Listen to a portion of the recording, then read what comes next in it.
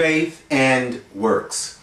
Yesterday in our lesson we talked about the mercy seat, the idea of the propitiation that is offered through Jesus Christ, invitation to rest in his righteousness. But in that resting, is there any activity or any response on the part of the individual that we should anticipate?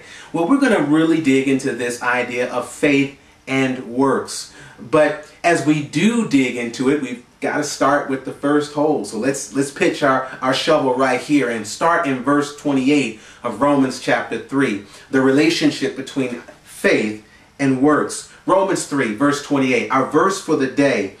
The Bible says, "Therefore, we conclude that a man is justified by faith, apart from the deeds of the law."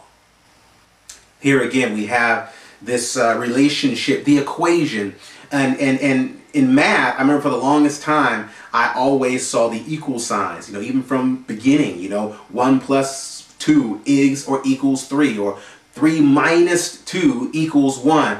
But it took a little while until we got older and we found out about the unequal or non-equal signs. Basically an equal lines with the hash mark through it. They don't equal. And what he is trying to say here now is that my deeds do not equal righteousness. Apart from the law, not happening, no justification. So the focus of the individual in looking to receive the grace, it is not to focus on your ability or your capacity or to create these circumstances that allow you to keep the law. My focus is to let Jesus keep me. Now, in doing that, do we disregard the law? In short, absolutely not. We'll talk more about that next week. But understanding today that my works do not make my faith, but because of my faith, I will produce works.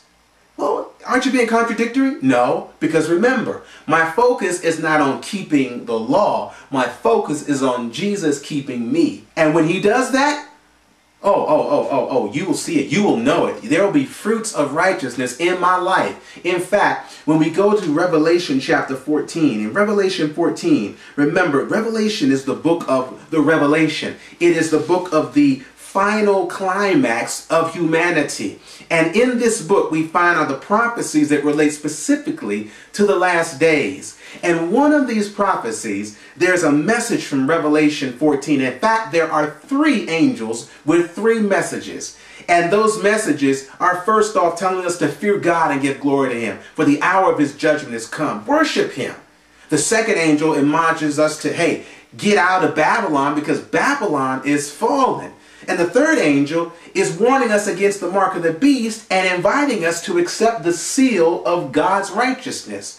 Those who accept that seal, those who come out of the world and go into worship and focus on Jesus, they experience verse 12. The Bible says in Revelation 14:12, here is the patience of the saints. What makes a saint?